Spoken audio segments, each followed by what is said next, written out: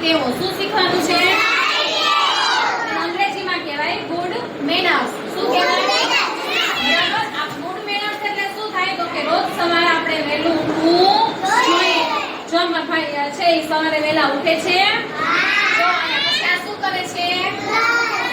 સવારે વહેલા ઉઠીને પછી શું કરે છે? બ્રશ. એટલે સવારે ઉઠીને પહેલા શું કરવાનું? જો પછી અહીંયા શું કરે છે? જો છોકરો છે એ નાય છે. છે ને? શું કરે છે?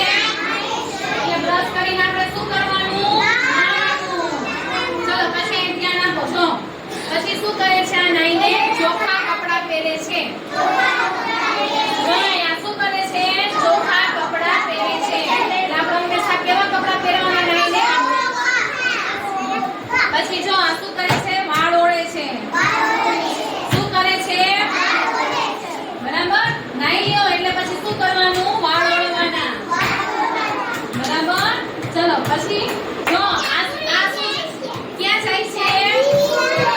નિશાળે. આ ક્યાં જાય છે? તમે બધા તૈયાર થઈને ક્યાં આવો છો? તમે બધા તૈયાર થઈને ક્યાં આવો છો? સરસ. પછી જો શું કહે છે? વર્ગખંડમાં અવાજ કરવાનો જ્યારે ટીચર ન હોય ત્યારે ક્લાસરૂમમાં કે આંગણવાડીમાં ક્યારેય અવાજ કરવાનો. ચલો પછી શું લખ્યું છે? જો રમે છે આ છોકરો બોલથી. તો ક્યારે રમે છે? પોતાનું હોમવર્ક પૂરું થઈ જાય પછી.